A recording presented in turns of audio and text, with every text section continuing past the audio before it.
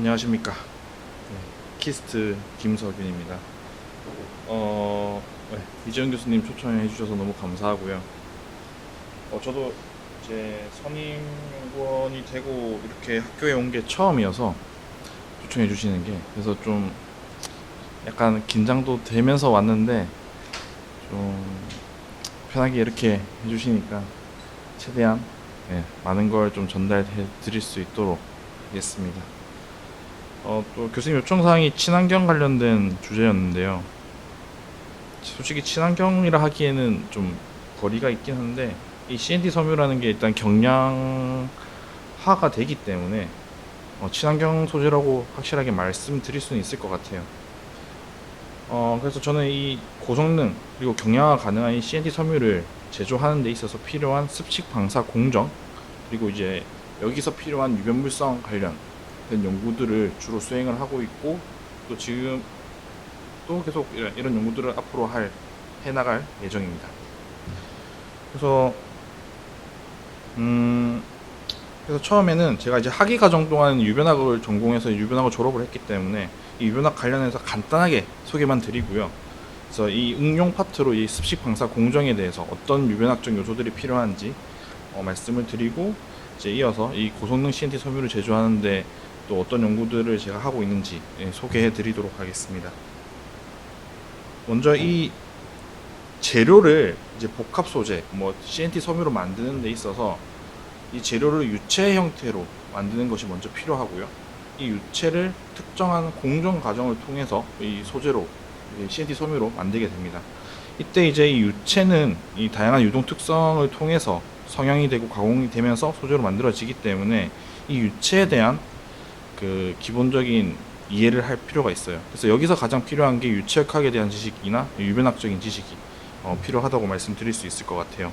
저는 이제 이러한 부분들을 연구를 하고, 결국 이러한 공정을 통해서, 유체학적인 공정을 통해서 섬유의 구조와 물성이 결정되기 때문에 반드시 유변학 유체학적인 연구가 반드시 필요하다라는 걸 말씀드리려고 합니다. 이 섬유 방사 공정은요, 자세하게 보시면 상당히 연구할 부분이 많이 있어요. 대부분 어떤 분들은 이 섬유 방사라는 게 아트라고 표현하시는 분들도 있는데, 정말 그렇게 말을 할 수 있을 정도로 어렵기도 하고 연구할 부분이 너무 많아요. 일단 유체를 활용하기 때문에, CNT를 분산시켜서 시킨 용액을 활용하기 때문에 이 유체에 대한 유변 특성, 액정 고동이 어떻게 발생하는지에 대해서 이해가 필요하고, 그 다음에 이제 노즐 입구부에서는 다이스엘이라는 현상이 발생을 해요. 이 다이스엘이라는 건 또 뒷부분에서 말씀드릴 텐데, 이 노말 스트레스라는 것이 이제 이제 유체가 가지고 있어요. 이 노말 스트레스라고 하는 것은 이 유체가 흐름 방향이 수직인 방향으로 발생하는 힘인데, 이 힘 때문에 앞에 볼록하게 튀어나오게 되죠. 보이시나요? 이 볼록, 여기 뭐야? 네, 볼록하게 튀어나오죠. 이렇게 되어 있다가, 근데 응고조를 나오자마자 이제 또 코아귤레이션이 됩니다. 이 코아귤레이션이라고 하는 거는 이제 물질 전달이죠, 용맥 안에. 그래서 이런 것들이 이제 섬유 구조가 어떤 영향을 미치는지 또 연구할 수가 있고, 그 다음에 또 반드시 필요한 연신 공정이 있는데, 이 연신 공정은 이제 인장 흐름이라고 할 수 있어요. 이 부분에서 뒤에서 말씀드리고, 이 드로잉 연신이 이 배양 구조에 가장 큰 영향을 미칩니다. 그래서 이런 것들도 연구할 수가 있고, 그 다음에 이 유동장이라고 하는 거는 그냥 제가 표시를 해 놓은 건데, 이 노즐 내부에서는 전단 흐름이라고 볼 수가 있고, 이 노즐 내부 밖으로 나오면 인장 흐름이에요. 그래서 이런 부분들은 이제 어떻게 되는지 제가 차근차근 말씀드리도록 하겠습니다. 먼저 이제 유변학, 유체역학에 대해서 좀 말씀드리려고 하는데, 유변학 하면 좀 너무 어렵거든요. 그래서 그냥 제가 면접 때도 이런 내용을 사용하기도 했고, 다양한 곳에 발표를 할때 이런 자료를 활용하긴 합니다. 이 유체역학이라는 건 크게 봤을 때는 에너지 밸런스, 에너지 수위식인 베르누 이퀘이션이나 운동 변형식인 나비아-스톡스 이퀘이션을 푸는 하나의 부분이라고 생각하시면 되고, 또 유변학은 유체역학과 어느 정도 걸쳐 있긴 하지만 정확하게는 이 구성 방정식을 푸는 학문이라고 볼 수 있어요. 이 구성 방정식은 이제 유체의 점도에 대해서 이제 연구하는 학문이라고 볼 수가 있는데, 이 점도라고 하는 거는 이제 유체의 변형 속도에 따른 변형 속도와 응력 간의 관계, 이걸 점도라고 하고요. 그 다음에 점도와 탄성률의 비를 완화 시간이라고 해요. 그래서 점도와 이 완화 시간을 연구하는 게 결국엔 유변학이라 볼 수가 있고, 이 유변학적인 연구가 왜 필요한지 간단하게 말씀을 드리면, 이 유변학을 좀 매크로스코픽한 관점에서 보게 되었을 때, 이 유체를 변형시켰을 때 이 변형 속도에 따라서 리스판스가 점도나 완화 시간, 탄성률의 형태로 나타나게 됩니다. 이건 레오미터로 쉽게 찍을 수가 있죠. 그래서 그냥 이렇게 이해하는 게 대부분인데, 좀 더 메조스코픽한 관점에서 보게 되면 이 고분자 체인 같은 경우에는 체인이 어떻게 변형이 되고 어떻게 완화가 되는지, 그리고 이러한 거동들이 딜루트한 솔루션이나 세마이 딜루트, 컨센트레이티드 솔루션에 따라서 어떻게 바뀔 수 있는지에 대해서 연구를 한다고 볼 수가 있고요. 또 나노머티리얼, 여기서 많이 연구하시는 CNT 같은 연구를 하신다고 보면 이러한 나노머티리얼들이 어떻게 로테이셔널 모션을 하는지, 그 다음에 오리엔테이션 고동이 어떻게 바뀌는지에 대해 연구한다고 보실 수 있습니다. 그래서 이 유변학을 크게 이제 두 가지로 이제 구분을 짓습니다. 이 전단 변형과 인장 변형이 있어요. 이 전단 흐름, 인장 흐름이 있는데, 전단 흐름은 쉽게 말씀해서 관 내부에서 직경이 일정한 플로우예요. 관 벽에 의해서 발생하게 되는데, 직경이 일정하면 무조건 전단 흐름입니다. 그래서 보통 일반적인 파이프에서 흐름이 전단 흐름이라 볼 수가 있고, 인장 흐름, 인장 변형이라고 하는 것은 잘 아시다시피 직경이 바뀌어요, 흐름에 따라서. 그래서 보시면 이렇게 좁아지는 흐름을 인장 흐름이라고 합니다. 그러니까 크게 이 두 가지 레올로지로 구분을 짓는데, 이 전단 흐름에 대한 레올로지는 엄청 발달이 많이 되어 있어요. 레오미터도 이렇게 보시면 많이 있죠. 레오미터가 많이 있고 측정도 하기 쉽고, 근데 이제 인장 흐름에 대한 연구들은 거의 안 되어 있어요. 엄청 어렵기도 어렵고 아직 지금 발전하고 있는 과정이에요, 이 레올로지 학계에서는. 그래서 아직 이 인장 레올로지가 아직 어려운 상황인데, 어려운 단편적인 예를 보여드리면 이 왼쪽에 있는 그래프를 보시면 이 인장 점도를 측정한 결과들이에요. 동일한 용액을 가지고. 이 프로젝트 M1이라는 연구였는데, 이 1994년에 미국 유변학계에서 특정 똑같은 고분자 용매 그리고 똑같은 농도의 용액을 가지고 이제 인장 점도를 측정했습니다. 근데 이 측정 방식에 따라서 다 다르게 측정이 되는 거예요. 그래서 인장 점도를 명확하게 설명할 수가 없죠. 똑같은 용액을 찍었는데도 이렇게 달라질 수가 있습니다. 그러니까 뭐 점도가 떨어지는 경향도 있고 증가하는 경향도 있고, 뭐 위치가 다 다르죠. 그래서 이걸 예측할 수가 없는데, 이론적으로는 여기 오른쪽에 있는 그래프와 같습니다. 일단 일정하다가 증가하고 다시 일정해지는. 근데 이론적인 이런 값을 측정한 사람은 아무도 없었어요, 지금까지. 그래서 저는 이제 학위 과정 동안에는 이제 왜 이런 건지에 대해서 연구를 했었습니다. 그래서 전단 흐름에 대한 건 앞에 설명을 드렸었고, 이 인장 흐름이라고 하는 것은, 여기서 인장 속도가 어떻게 정의가 되냐면, 이 흐름 방향의 흐름 방향으로의 속도 변화를 나타내는 거예요. 그래서 이 속도 변화가 이제 점점 증가하는 쪽으로 나타나게 되는데, 지금까지 인장 유변학에서 만들었던 인장 속도라는 것은 인장 속도가 이 DX1 구간, 2 구간, 3 구간 모든 구간에서 인장 속도가 다 다르게 설계를 됐었어요. 그래서 그게 가장 큰 문제였는데, 저는 이제 학위 과정 동안 이 모든 구간에서 인장 속도가 일정하도록 설계하는 방법을 새롭게 제시를 했었습니다. 그래서 이 디퍼라고 하는 새로운 마이크로 플루이딕 채널을 만들게 되었고, 이걸 통해서 이제 인장 점도를 측정하는 연구들을 수행을 했었습니다. 그래서 또 이런 부분 너무 많이 말씀드리면 어려우실 것 같아서, 이런 부분 괜찮아요? 아, 그래요?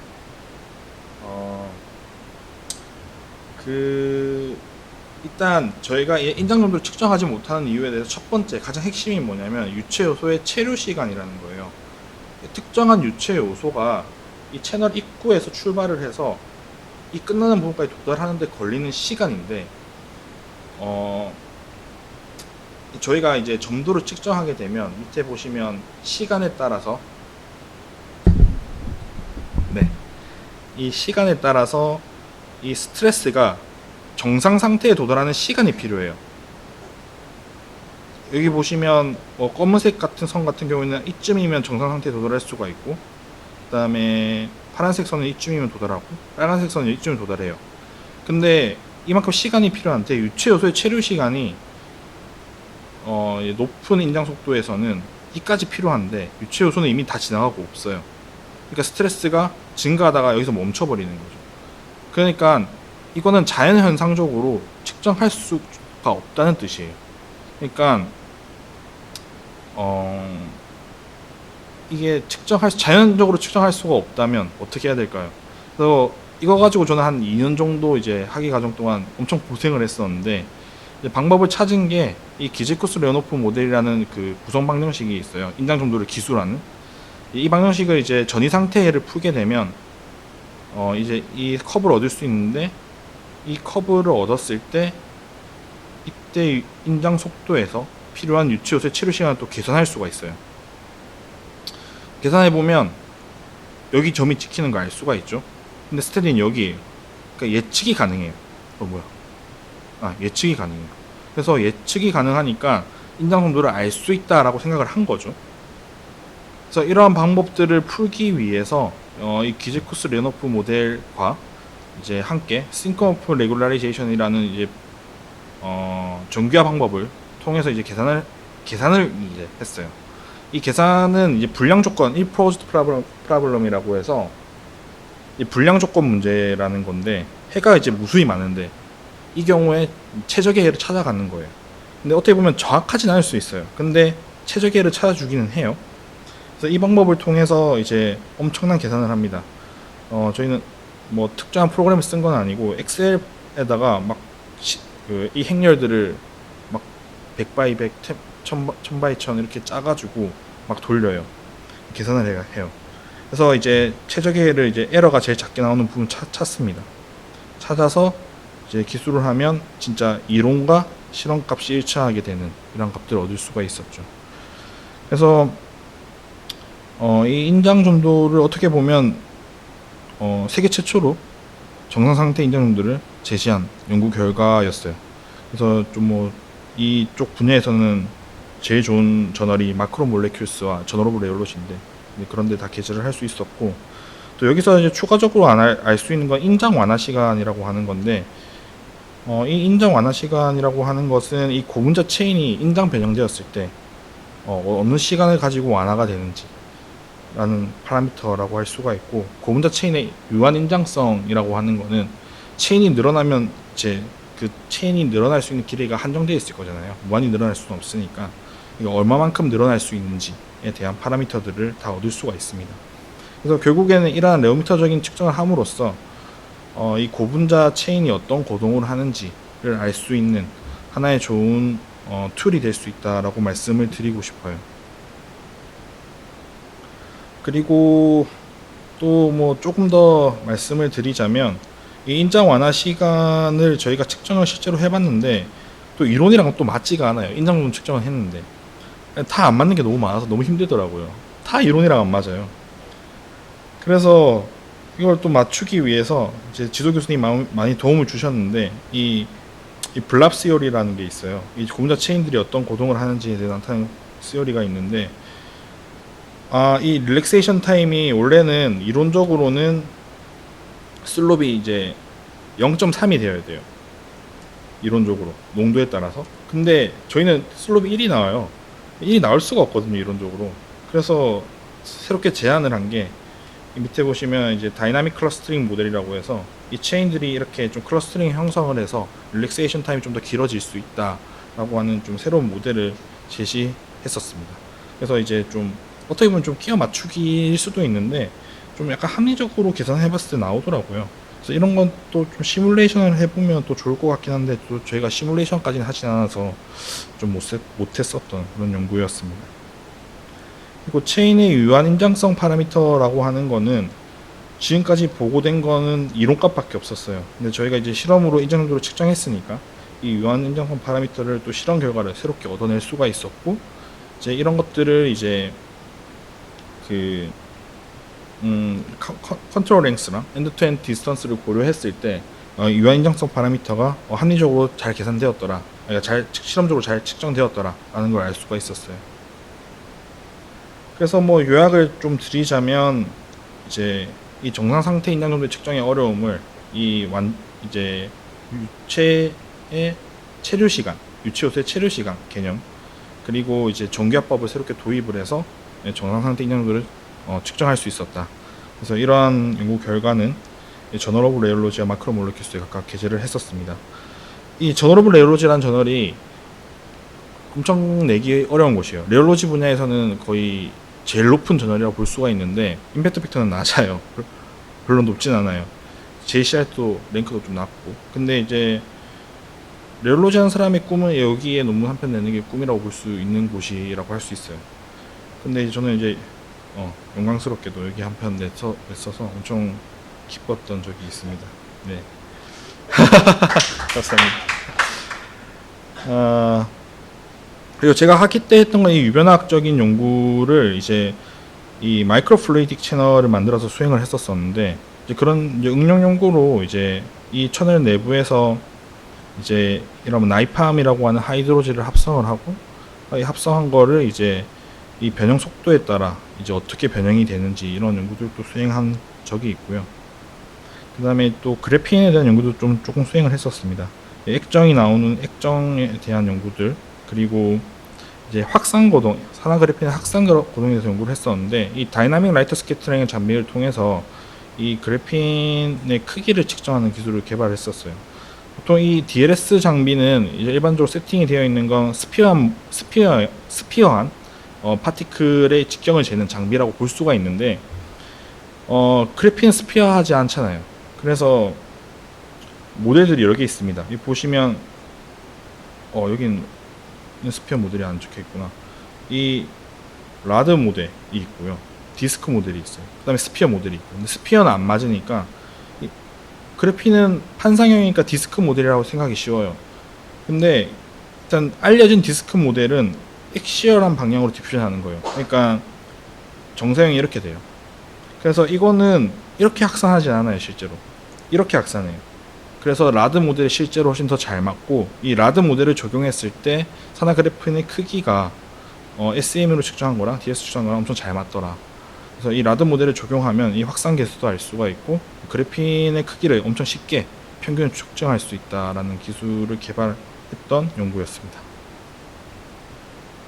그리고 뭐 또 유변학을 했기 때문에 이 산화그래핀을 특정한 레오미터에서 이제 보티시티 얼라이먼트라는 걸 하게 되는데, 이 흐름 방향의 수직인 방향으로, 이 수직인 방향이 보티시티 방향이거든요.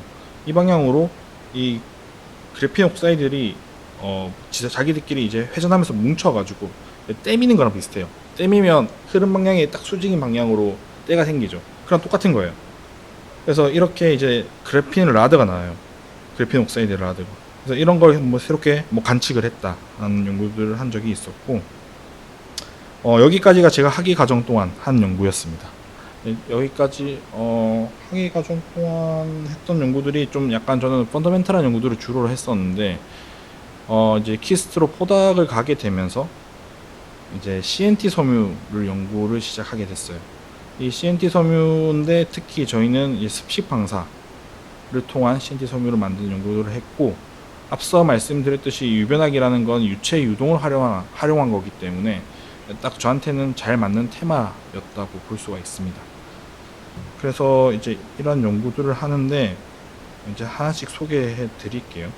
뭐 여기 계신 분들은 잘 아시겠지만 뭐 CNT의 이론적인 인장 강도나 탄성률이 매우 높다는 건 알고 계실 테고, 근데 이 이론적인 강도라고 하는 거는 이 CNT, 인디비주얼 CNT에 대한 해당하는 거예요. 섬유에 어떻게 보면 해당할 수는 없어요.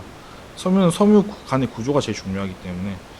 근데 일단 이론적으로 이렇게 알려져 있기 때문에 뭐 이 우주 엘리베이터를 만들 수 있는 가장 만들 수 있는 유일한 소재다, 뭐 이렇게 얘기를 하긴 하는데, 아직 이런 데 도달하려면 많이 멀었어요.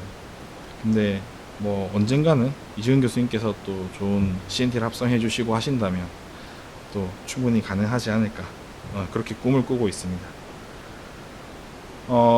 먼저 말씀드릴 건 이 심플 프랙션 모델인데요. 논문 또 보셨을지 모르겠어요. 이 인장 강도, 그러니까 CNT 섬유의 인장 강도를 기술한 하나의 모델인데, 솔직히 이 모델이 저는 제일 간편하면서도 제일 잘 맞을 거라고 생각을 해요, 개인적으로. 이게 어떤 모델이라면 식도 엄청 단순하죠. 파라미터가 4개밖에 없어요.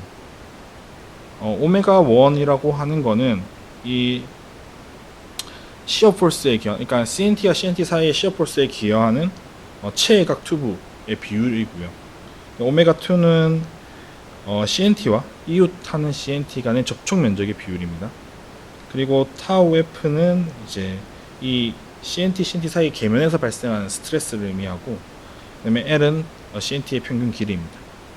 뭐 CNT의 평균 길이가 길면 이제 강도가 좋다는 건 쉽게 이해할 수가 있을 텐데, 결국 이 식은 뭐냐면 타우 F가 결국 타우 F는 CNT, 그러니까 그래핀 계면에서 발생할 수 있는 스트레스고, 이게 상수예요, 상수. 근데 이 상수를 알 수는 없어요. 아, 이름이 상수가 있나요?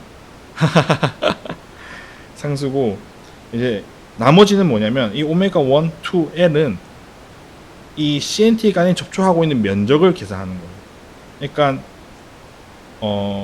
멀티월 같은 경우에는 CNT와 CNT 사이에 접촉할 수 있는 계면이 제일 바깥쪽밖에 없잖아요. 안쪽 월은 사용될 수가 없어요.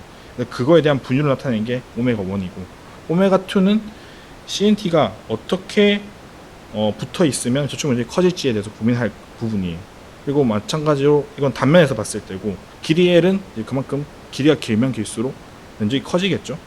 그래서 이에 대한 식을 이해를 하면 이 CNT 섬유의 물성을 증가시키기 위한 어떤 연구를 해야 될지가 감이 오게 될 겁니다. 그래서 저는 이 모델을 먼저 보고 연구를 시작을 했었어요.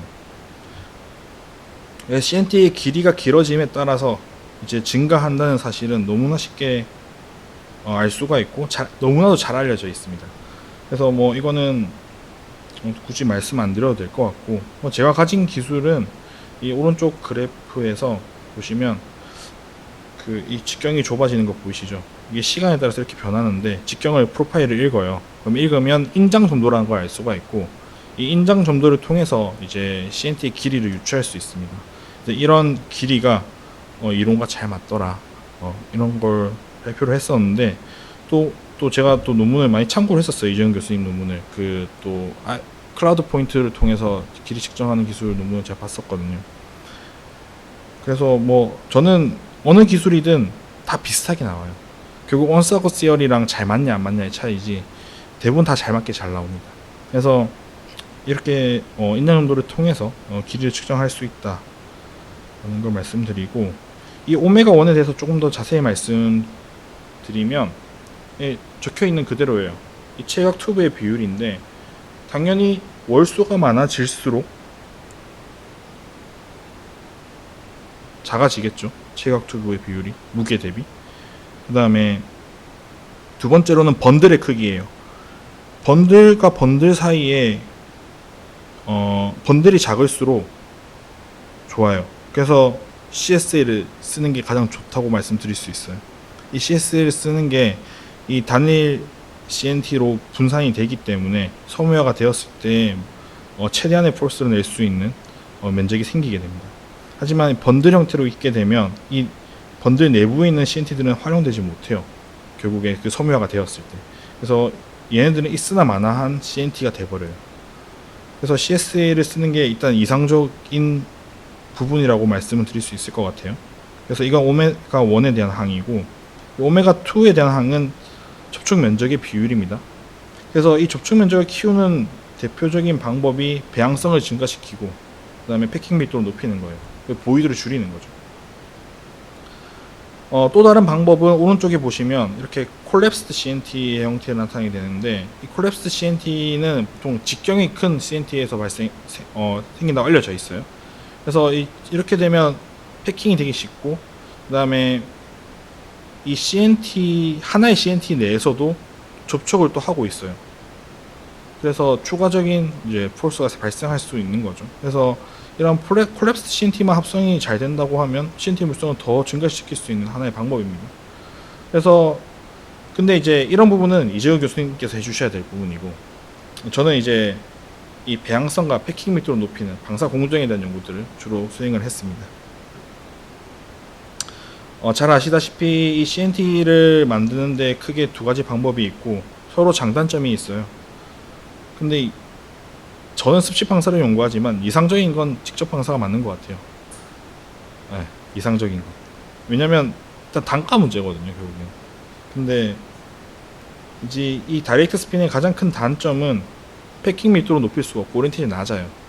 그래서 이제 전기 전도는 훨씬 낮은 것도 있고, 근데 상대적으로 CNT의 길이가 길기 때문에 강도가 높은 반면에 솔루션 스피닝, 습식 방사 같은 경우에는 주어진 CNT로 이제 CSA 분산을 시켜서 액션을 만들고 방사를 하기 때문에 제한된 길이, 하지만 높은 배양성과 패킹 밀도를 가질 수 있기 때문에 또 이런 부분에 있어서는 확실한 장점이 됐다고 볼 수 있습니다.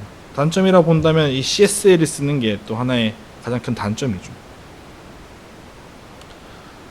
저는 이제 이 포닥 과정 동안 이 CNT 섬유에 대해서 습식 방사를 연구를 할 텐데 내가 어떤 연구를 하면 될까에 대해서 고민을 했어요. 그래서 연구한 걸 살펴보게 되면 이 CNT를 합성하거나 정제하거나 기능을 하는 연구도 많이 하고 있고, 이 파이버를 가지고 도핑, 코팅, 어떤 응용하는 연구는 엄청 많이 있더라고요. 근데 제가 여기 섣불리 들어갔다가 뭐 뒤늦게 후발주가 돼서 제가 뭐 뭔가 선도할 수는 없겠더라고요. 그래서 연구가 안 돼 있는 분야가 딱 CNT의 유변 특성, 용액에, 그 다음에 방사 공정에 대한 연구는 없더라고요. 저는 이 부분을 중점적으로 연구를 하기 시작했습니다. 그래서 또 약간 좀 어려운 얘기인데요. 일단 어떤 섬유를 뽑든지 간에 연신 공정이 가장 중요하다고 말씀드릴 수 있을 것 같아요. 저는 이 CNT 같은 경우에는 이 1차원 구조, 단순한 구조이기 때문에 배양성과 연신 공정이 바로 직결될 수 있어요. 그래서 이제 지도 교수님과 함께 이제 이론 작업을 시작을 했었는데, 이런 연구는 전혀 안 돼 있었습니다. 그래서 연구를 시작을 했는데 어디서부터 설명을 드려야 될까요?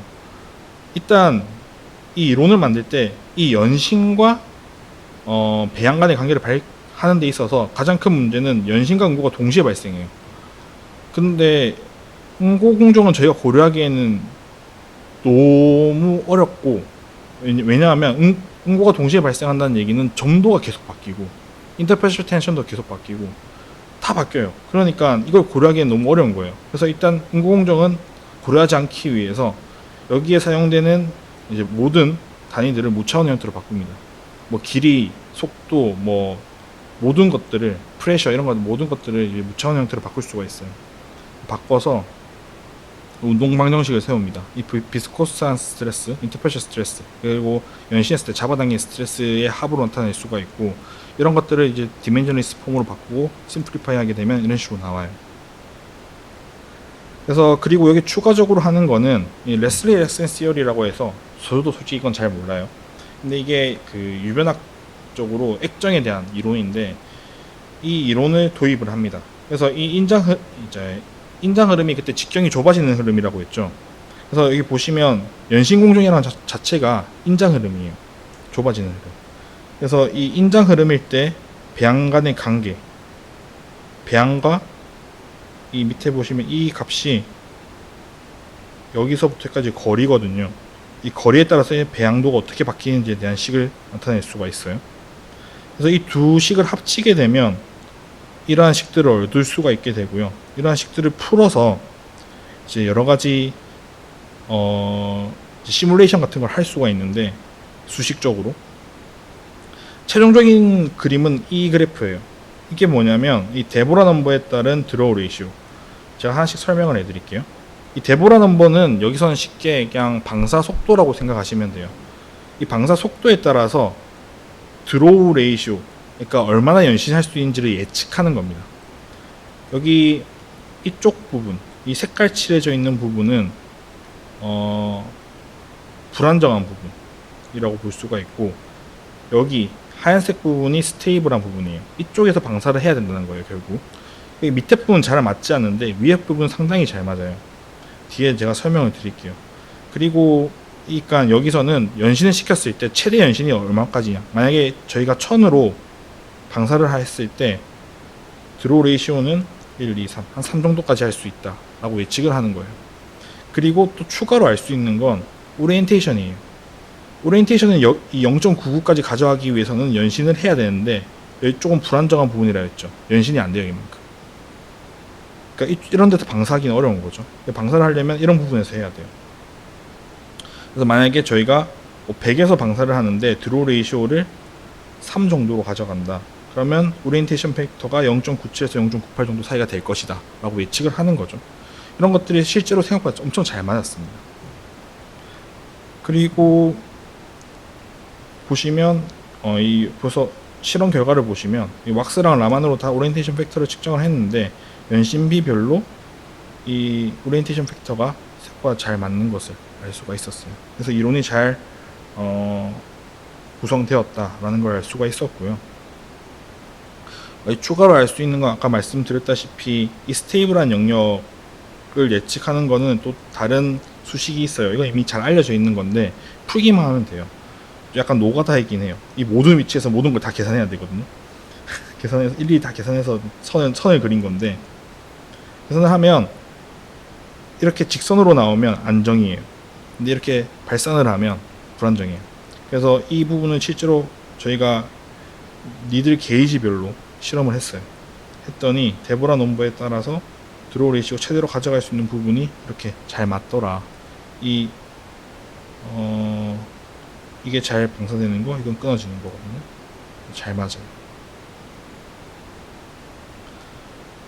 그리고 제가 이 습식 방사 공정에 대해서 연구를 시작하는데 이 공정을 자세히 들여다보니까 크게 연구할 부분이 세 가지가 있더라고요.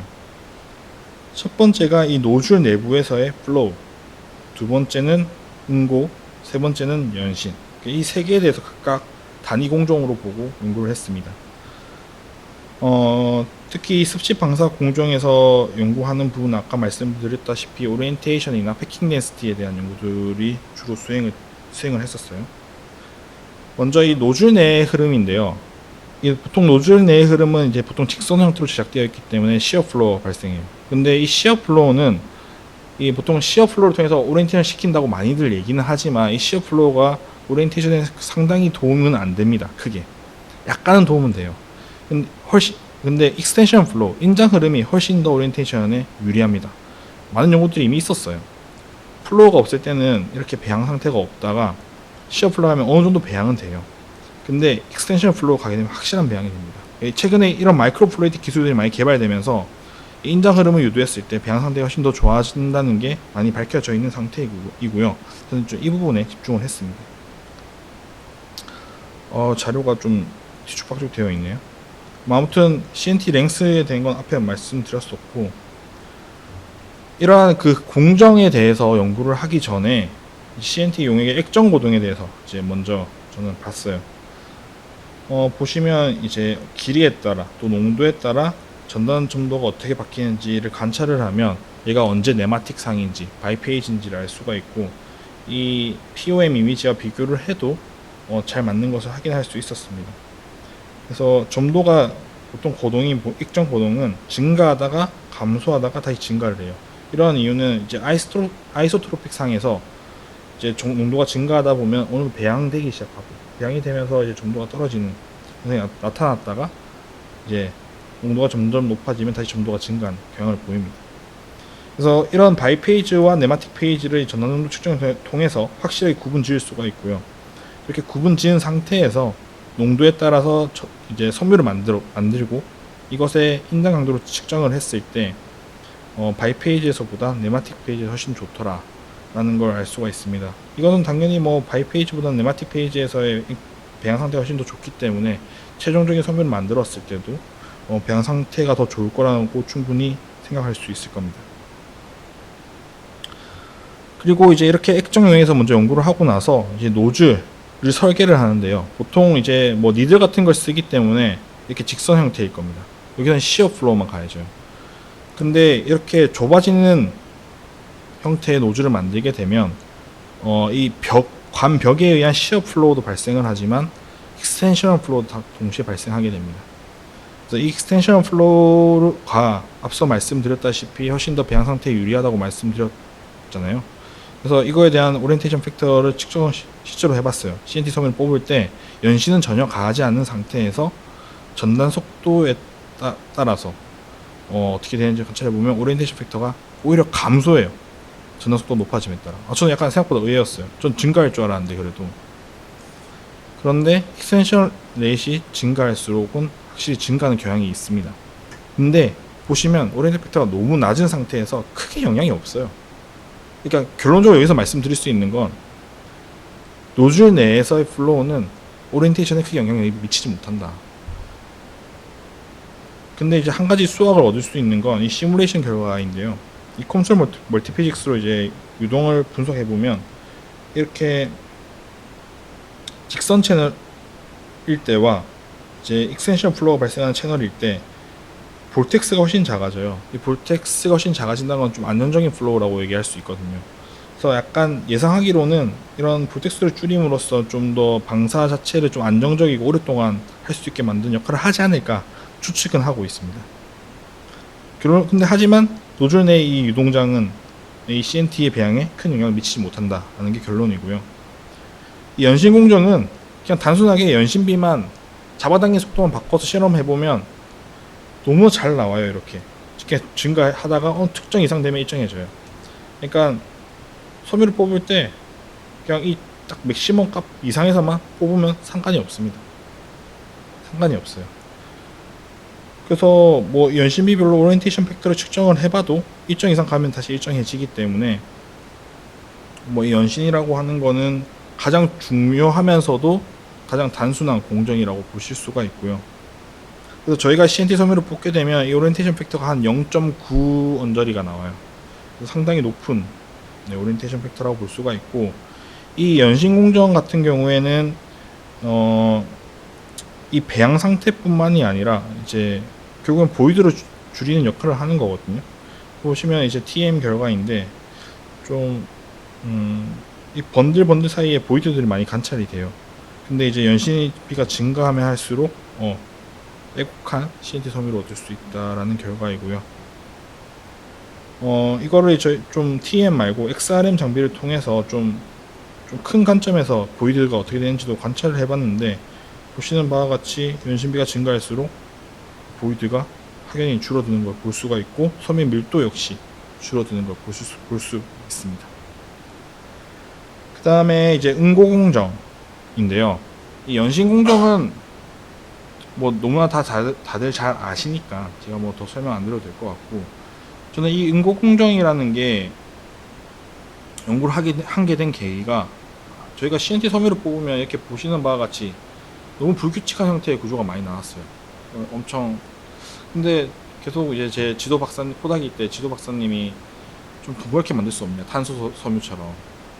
그래서 이제 연구를 시작하게 된 건데, 단순하게 생각을 했습니다. 이제 노즐에서 나오게 되면 응고가 시작되고 연신도 시작이 되는데, 이 코아귤레이션 속도가 이제 솔벤트 트랜스퍼의 이제 속도 차이에서 결정이 되는 건데, 이 속도 차이가 이제 크지 않으면 이렇게 동그랗게 섬유가 만들어지지만, 속도 차이가 너무 크게 되면 바깥쪽 쉘이 먼저 솔리디파이 되게 되고, 나머지 안쪽 부분들은 천천히 응고가 되면서 이제 이렇게 불규칙한 형태의 섬유가 나오지 않을까라고 생각을 했어요. 단순하게 처음에 그냥 가정을 하고 그렇게 실험을 했는데, 그래서 가면 어떻게 하면 이렇게 만들 수 있을까를 고민을 했을 때, 첫 번째가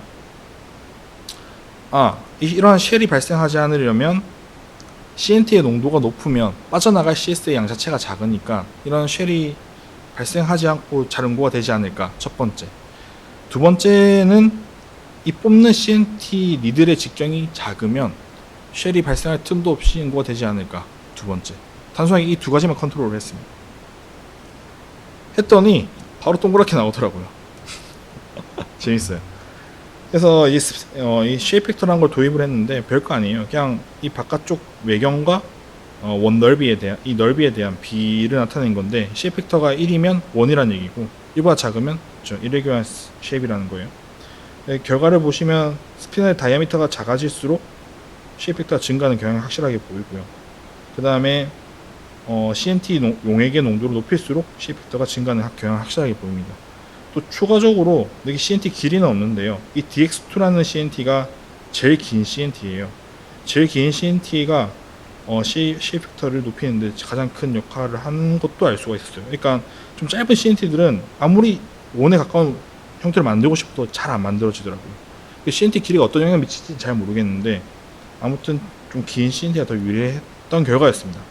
근데 동그랗게 만들고 났으니 뭔가 구조적으로 바뀌지 않았을까라고 생각을 해서 또 XRM 장비를 통해서 내부 보이드를 분석해 본 결과 쉐이프 팩터가 증가할수록 이게 보이드도 줄어드는 효과가 나타났고, 이와 동시에 텐사일 스트렝스도 20% 가까이 증가하는 결과를 얻을 수가 있었어요.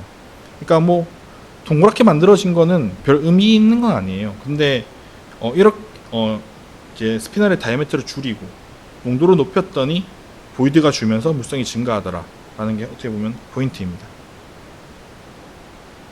이 코아귤레이션 공정에 대해서 이제 연구를 하면서 이 XRM이라는 장비가 엄청 유용했어요. 이 엑스레이 마이크로스코피인데 뭐 비파계 검사이기도 하고, 근데 단지 좀 비싸긴 해요. 샘플 하나당 거의 100만원 수준까지 받더라고요. 그래서 좀 비싸긴 한데 상당히 유용합니다. 이 보이드를 가지고 이제 밀도랑 비교를 해보면 상당히 잘 맞아요. 그래서 이 CNT 섬유의 밀도라고 하는 거는 이 좀 큰 관점에서의 보이드가 큰 역할을 하는 것 같다라고 생각을 할 수 있었어요. 그러니까 쉐이프 팩터가 클수록 보이드 분이 훨씬 작습니다. 근데 결론적으로 볼 수 있는 건 오리엔테이션이 높아지든, 그러니까 연신 공정을 통해서 제어를 해서 높아지든 인공공정을 제어를 하든 보이드가 줄어들면 섬유 물성은 증가한다는 게 결론이에요. 그래서 어떻게 보면 이제 오리엔테이션을 증가시키는 게 보이드를 줄이는 방법이고, 또 인공공정을 통해서도 이 보이드를 줄일 수 있다라고 이제 말씀드릴 수 있을 것 같아요. 그리고 이건 좀 학술적인 얘기라고 볼 수도 있고 그렇게 큰 의미가 있는 건 아닌데, 저는 이 CNT 섬유를 방사를 할 때 그 연신비가 1일 때 어떻게 될까 궁금하더라고요. 그래서 잡아당기는 속도를 낮춰봤습니다. 낮춰보는데 이 VZ의 속도를 낮춰보는데 연신비가 계산상으로 1이 됐어요. 근데 계속 텐션이 잡혀 있는 거예요. 그럼 0.9, 0.8 낮췄는데도 계속 텐션이 잡혀 있어요. 낮추다 보니까 한 0.3쯤 되니까 연신비가 축 처지더라고. 텐션이 안 잡혀요. 그럼 실제 드로우 레이쇼는 따로 있겠다. 왜냐하면 응고가 동시에 발생하기 때문에 앞에 속도가 달라져요. 그래서 이 속도 달라지는 영향을 고려해서 이제 실제 연신비를 계산해보자 해서 실험을 했던 게 이 연신비를 줄여가면서 줄일 때마다 오리엔테이션 팩터를 봤더니 일정 이하에서는 오리엔테이션이 거의 일정해지더라고요. 그럼 여기가 드로우 레이쇼 실제로 1이겠다. 그러니까 계산상으로는 여기가 드로우 레이쇼 1인데 오리엔테이션이 일정해지는 부분이 노즐 내에서의 오리엔테이션 영향은 아까 없다고 했었으니까 여기서가 드로우 레이쇼 1이다 라는 거 새롭게 정의를 해서 이제 저는 실제 드로우 레이쇼를 새롭게 제시를 했었습니다. 그래서 아마 이거는 제가 생각하기에는 고분자 섬유를 뽑을 때도 쉽게 적용할 수 있을 것 같아요.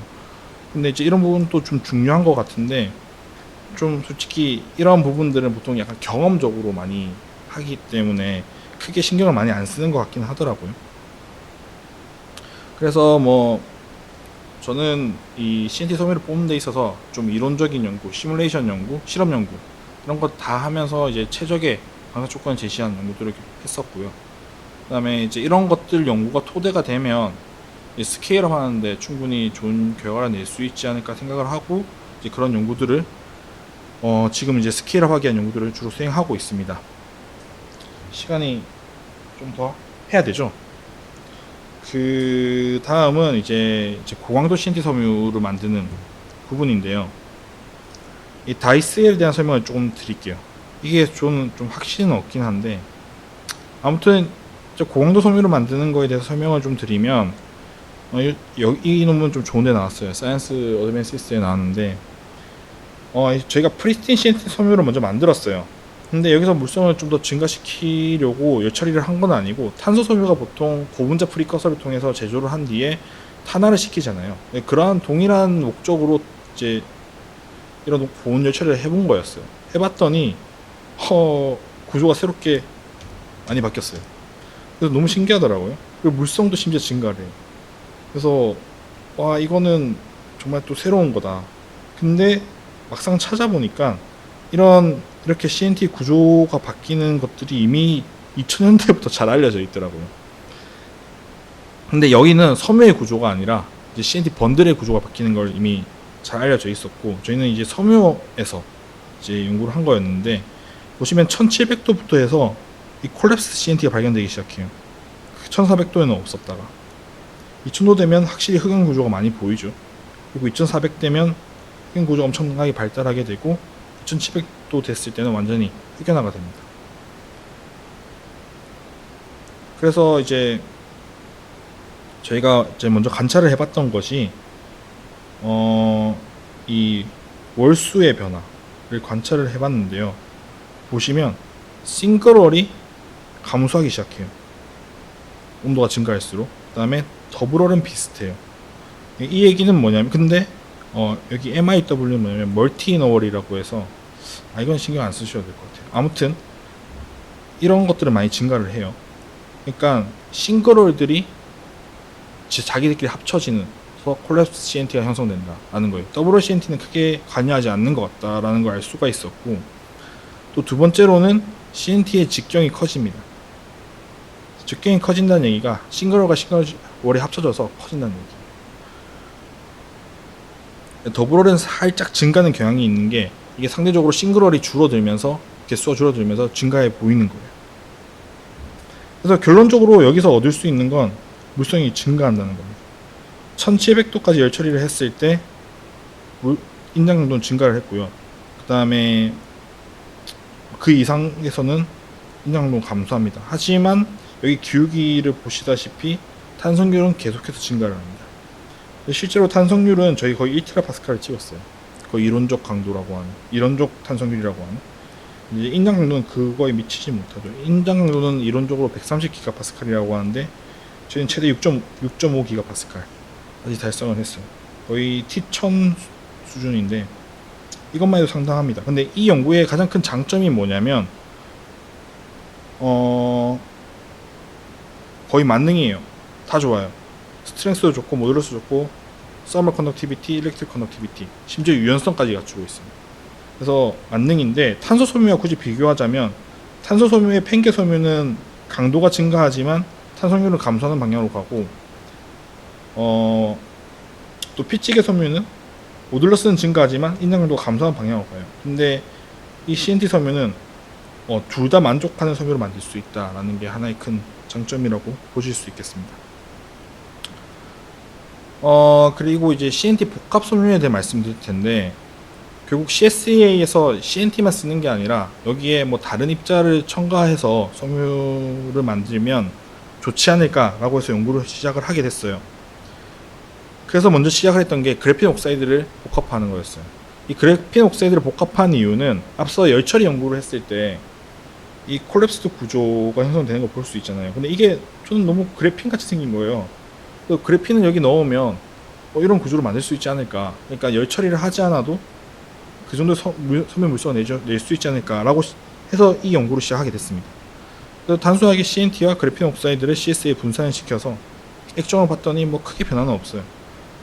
그리고 이제 바로 강도를 측정을 했더니 와, 신기하게도 10% 함량까지 물성이 상당히 증가합니다.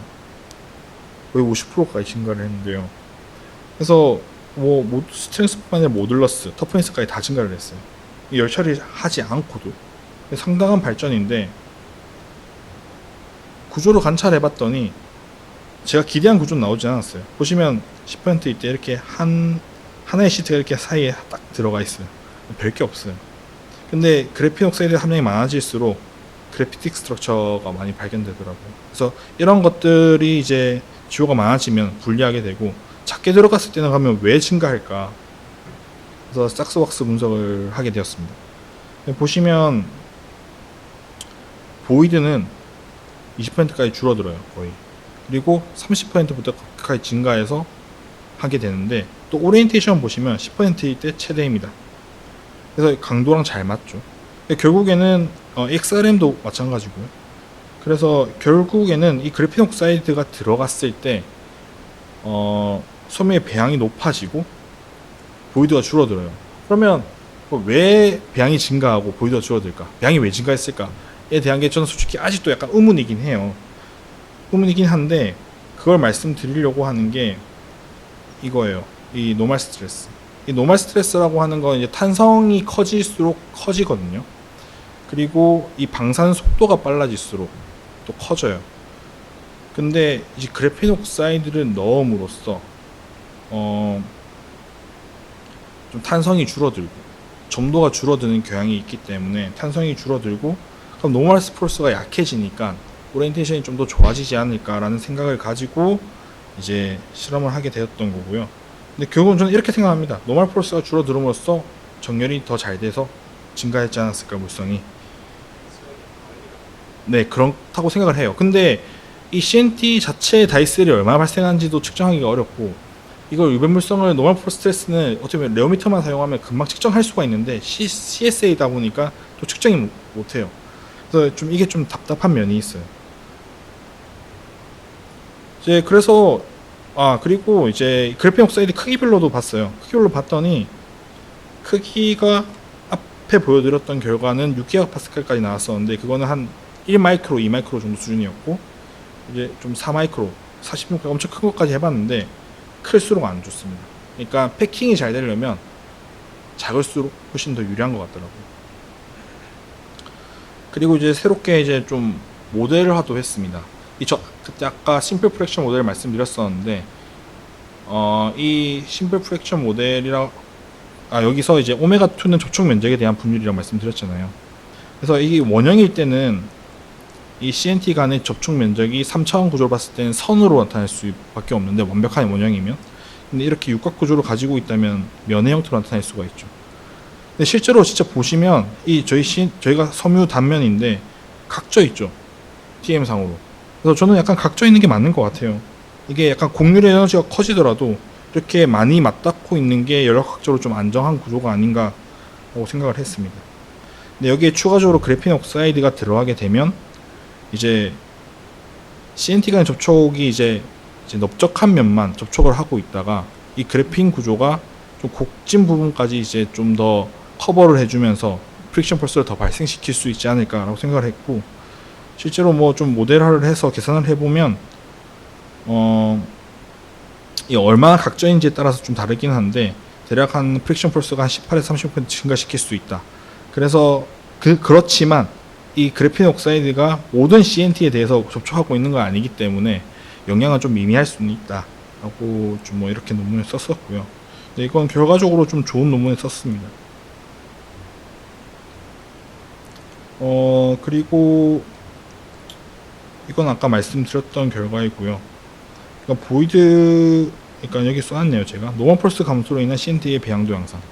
노멀 펄스가 그래핀 옥사이드 넣었을 때 점탄성이 줄어들면서 노멀 스트레스가 작아지고 그래서 CNT 배양이 좀 더 향상되었다. 그래서 이제 보이드도 줄어들고 섬유물성이 증가했다라는 결과고요. 겹쳐있는 계속. 이 그래핀 옥사이드 넣었을 때 장점을 하나 더 찾고 싶었어요. 이 그래핀 옥사이드는 잘 아시다시피 옥시전 펑션을 그룹이 많기 때문에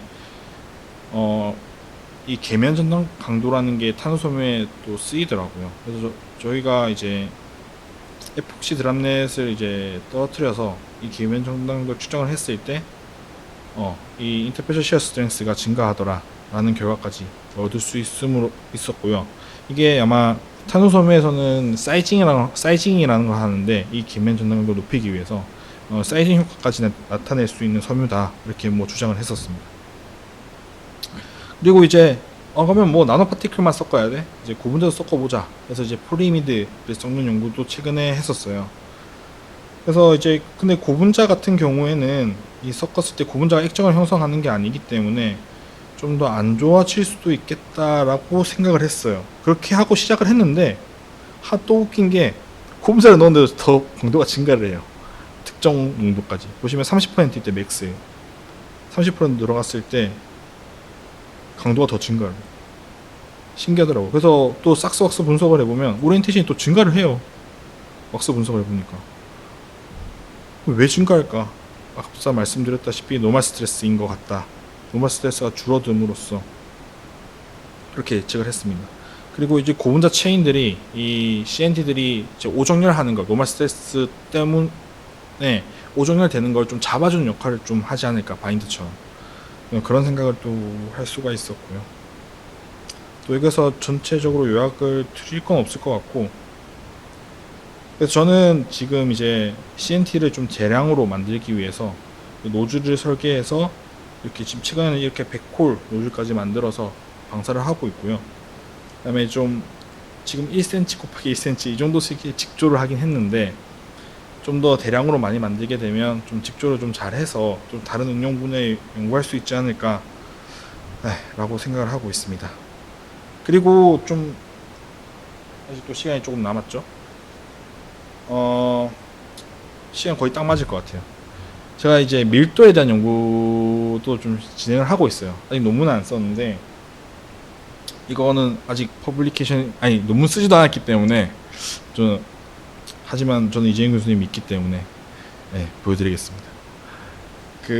제가 이 밀도 연구를 시작하게 된 계기가 뭐냐면, CNT의 밀도는 가운데 텅 비어 있으니까 엄청 낮을 것 같잖아요. 근데 생각보다 높아요. 저희가 섬유를 만들어서 섬유 밀도를 재보면 너무 높아요. 거의 탄소 섬유에 가까워요. 한 2 가까이 돼요. 그래서 이게 말이 되나 싶어서 이제 CNT 밀도에 대한 연구들을 살펴봤는데, 보시면 그라파이트가 한 2.25, 2.3 정도 돼요. 2.2에서 2.4. 근데 CNT도 직경에 따라서 달라지거든요. 직경이랑 몰수에 따라서. 근데 상당히 높은 경우가 있어요. CNT의 밀도도 2에 가까운. 생각보다 높구나. 사람들이 약간 의아해하는 경우가 있어요. 근데 이제 이거가 2010년도에 발표된 연구 밀도 계산인데, 이제 또 2016년도에 파스칼리 그룹에서 이제 좀 간단하게 나타낸 게, 이 전자 밀도를 고려해서 좀 다시 나타냈더니 좀 약간 바뀌긴 했어요. 그래서 밀도가 이렇더라. 그래서 뭐 밀도가 이 정도인데, 그래서 저희가 이제 CNT TM 이미지를 잘 관찰할 수가 있으니까, 보시면 직경을 저희가 쉽게 알 수 있잖아요. 직경을 알고 월수를 아니까 직경 분포, 월수 분포, 직경 분포를 제가 다 계산했어요. 한 2000개 되는 CNT를 이 TM 이미지 여러 개를 돌려가지고 계산했어요. 분포로. 그래서 평균 밀도로 계산했거든요. 그래서 DX2라는 CNT는 2.63, 튜바리안 CNT는 2.37이라는 값을 얻었어요. 이 식을 통해서 이론적으로. 근데 섬유의 밀도를 찍어보면 이렇게 나와요. 훨씬 더 크게 나와요. 말이 안 되잖아요. CNT의 밀도가 이런데 어떻게 섬유의 밀도가 이렇게 나와요? 더 작았으면 작았지. 말이 안 되잖아요. 그래서 또 찾다가 보니까 파스칼리가 이미 논문을 냈어요. 그러니까 밀도에 대한 논문이 아니라 CNT 내부에 CSA가 이렇게 들어간대요. 그러니까 CSA가 내부에 차 있으니까 이 CNT 밀도를 고려할 때 내부는 비어 있다고 고려를 하잖아요. 근데 차 있으니까 밀도가 커지는 거예요. 근데 이건 파스칼리가 이미 어떻게 보면 증명한 거잖아요. 근데 저희가 이제 한 가지 예로 실험을 해보면, 아까 1400도 열 처리를 하게 되면 구조 변화는 없다고 말씀드렸죠. 구조 변화가 없어요. 근데 텍스가 이렇게 줍니다. 10%, 12% 이렇게 줍니다. 8% 주는 경우도 있고. 그러면 이 CSA가 빠져나간 무게겠죠, 당연히. 근데 이걸 고려해도, 이걸 10% 고려를 해도 밀도가 안 맞아요. 아직 여전히 높아요. CSA가 다가 아니다라고 생각이 든 거죠. 저는 근데 지금까지 논문 쓴 거는 다 CSA 때문이다라고 높다라고 주장을 했었어요. 근데 이제 솔직히 그러니까 약간 러프하게만 얘기를 했었죠. 밀도로 물어보면.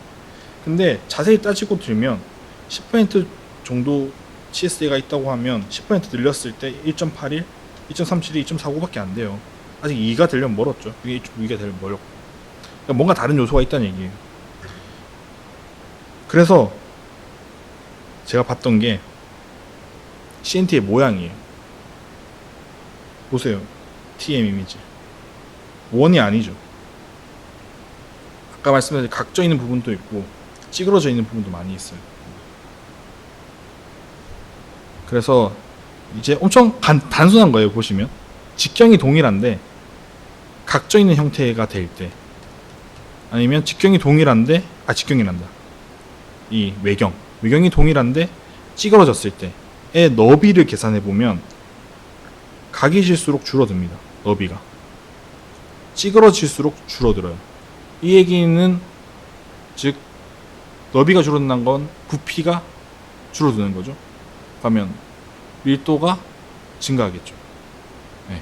그래서 이거에 대한 부분까지 고려를 해야 CNT 섬유의 밀도를 설명할 수 있다라고 이제 논문을 쓰려고 하고 있습니다, 지금. 네. 그래서 엄청 단순한 건데 또 이런 부분을 또 생각하신 분들이 없더라고요. 이 CNT 이론 밀도에 대해서. 그래서 저는 이 실험 결과랑 좀 비교를 해서 연구를 이제 논문을 쓰려고 하고 있습니다. 이제 거의 1시간 다 됐죠. 네, 여기까지고요. 저는 거의 딱 맞췄네요, 신기하게. 네, 뭐, 네네네네. 뭐 또 질문 있으시면 해주시면 될 것 같아요. 네.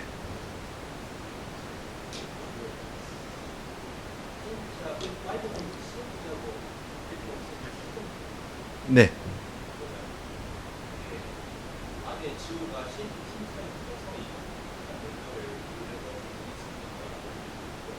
네.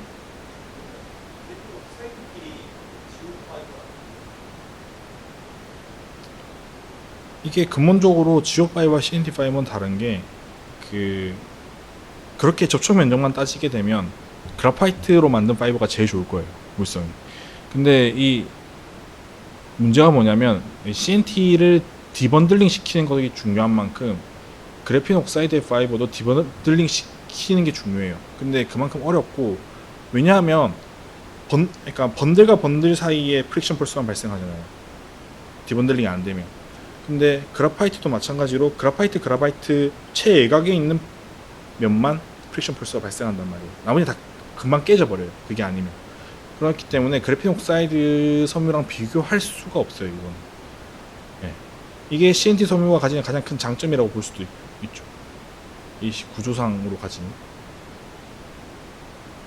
네.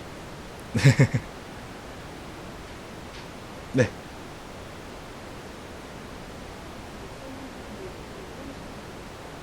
네.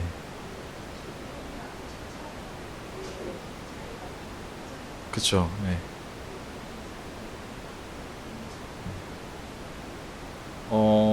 뭐 유전학적인 연구를 하면서도 그렇고, 이 CNT 섬유에 대한 이론적인 연구를 하면서도 그렇고, 그 갭을 메운다라고 하다 보면, 그러니까 어떤 수식을 모델을 개발하고 뭐 어떤 이론적인 연구를 하면서 실험과 잘 안 맞는 부분이 생기면 생각보다 좀 단순한 곳에서 좀 찾으려고 노력했어요. 그러니까 계속, 이거 어떻게 설명해야 되지? 근데 진짜 하루 종일 그런 생각만 해요. 진짜 그냥 열심히 한다는 말밖에 할 수가 없는데, 그러니까 저는 진짜 어떤 문제가 생기면 하루 종일 그 생각만 해요. 진짜 정말. 근데 그게 재밌더라고요, 저는. 근데 그렇게 하면서 이론적인 부분과 실험의 그 갭은 생각보다 단순한 곳에 있다라고 생각이 들었고, 실제로 뭐 그런 부분들이 좀 쉽게 해결했었던 것 같아요, 저는. 그러니까 밀도적인 부분도 이론이랑 실험 결과 다른데, 이거 여기서 엄청 단순하게 해결했잖아요. 그 각진 형태, 아니면 찌그러진 형태, 뭐 그런 것도 마찬가지고. 레올로지도 뭐 수식만 보면 엄청 어려울 수도 있지만, 이게 정말 이 수식을 잘 이해하고 있으면 파라미터 조금씩만 바꿔봐도 이 파라미터가 얼마나 센시티브한지, 이 파라미터가 얼마나 영향을 안 미치는지 다 알 수가 있거든요. 그래서 계속 돌려보다 보면 아이디어가 떠오르고, 하다 보면 또 해결책이 나와요, 결국은. 근데 그 과정이 너무 힘들죠. 너무 힘들죠. 지치기도 하고. 네. 근데 계속 끊임없이 노력하는 게 연구자고, 네, 그렇게 하다 보면 해결책이 언젠가는 나올 거라 생각을 합니다. 또 뛰어나신 지도 교수님이 계시다면 얼마든지 할 수 있을 거라고 또 봅니다, 저는. 네. 네. 네. 네. 네. 네. 네. 네.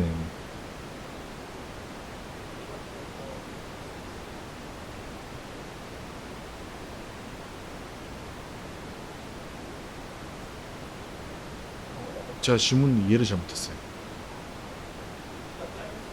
네.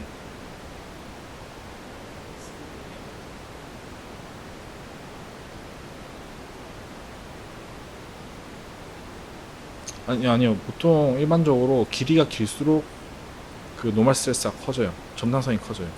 그래서 노멀 스트레스도 커지게 되고, 길이가 짧을수록 그게 작아요. 노멀 스트레스는. 그러니까 보통 길이가 긴 CNT일수록 점도도 커지고 탄성률도 커집니다. 그렇기 때문에 길이가 긴 CNT로 섬을 뽑을 때에도 노멀 스트레스가 클 수밖에 없어요. 제가 제대로 이해한 게 맞나요?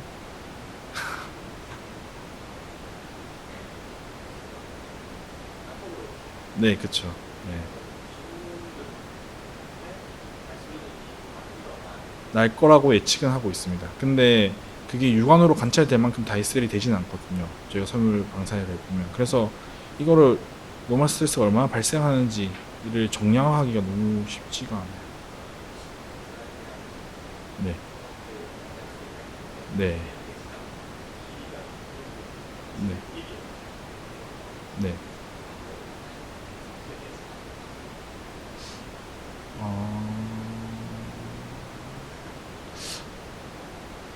근데 그걸 고려하기에는 CSA의 상에서는 너무 멀리 떨어져 있죠. 네. 근데 응고가 되다 보면 점점 그 거리가 줄어들긴 하겠지만, 근데 그 연신에 대한 그 부분이 훨씬 더 빠르거든요. 그러니까 그 노즐 입구 부분에서는 연신에 대한 공정이 대부분이고, 응고는 어떻게 보면 시간이 좀 필요한 공정이에요. 그러니까 저 끝부분에서 결정이 되는 거고. 그래서 초반에는 거리가 상당히 멀 것으로 생각을 하고 있어요.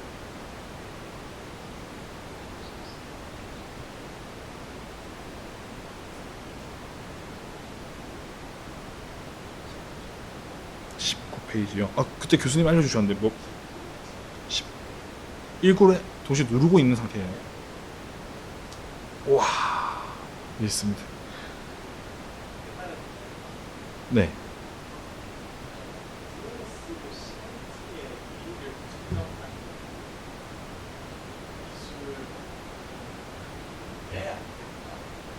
제일 큰 문제는 분산 문제죠. 네. 한다면 가능할 겁니다. 네. 왜냐면 제 장비가 아니기 때문에 CSA를 함부로 못 쓰게 하죠. DS. 네. 저도 쓰고 싶어요, 진짜. 그러면 길이 정말 쉽게 측정할 수 있을 것 같아요. 그리고, 네. 그게 좋을 것 같아요. 네. 저도 몇 번 시도해봤는데, 황산에서 해봤거든요. 잘 안 돼요. 황산에서 잘 안 돼요. 결국 CSA를 가야 되는데, 황산까지 허락을 맡았는데 CSA는 허락을 안 해줘요.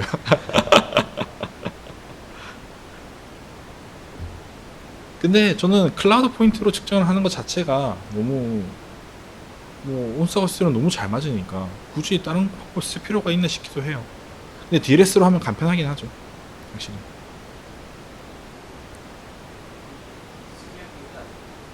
네.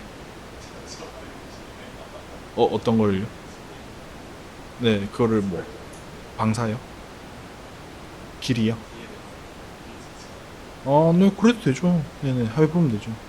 그러면 제 생각엔 아마 이 수계로 해서 측정을 하는 건 아마 번들 사이즈가 나오지 않을까 싶긴 해요. 네, 네, 길이 대신에 번들의 사이즈가 나오지 않을까 싶어요. 그러니까 어스펙트 레이시오를 아마 알 수 있을 것 같아요. 네, 한번 보내주시면 제가 한번 측정해 볼 수 있을 것 같아요. 네네. 네, 네.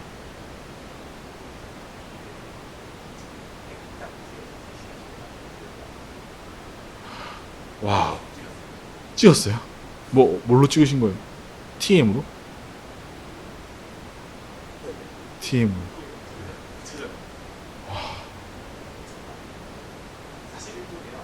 41.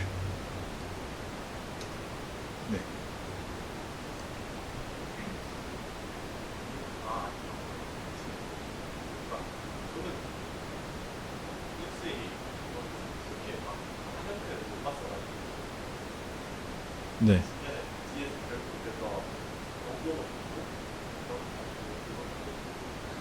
네. 이게 보면 연신비가 1이에요. 그러니까 그러니까 연신을 안 하면 이렇게 돼요. 연신을 하면 이렇게 잘 나옵니다. 네, 결국 연신 문제예요. 그러니까 연신도 이 쉐입 팩터에 영향을 미친다고 볼 수 있는 거죠.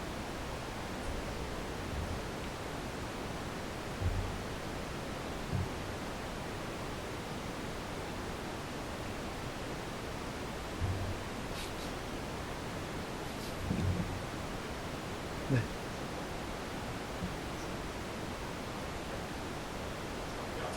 아, 예. 감사합니다. 녹화.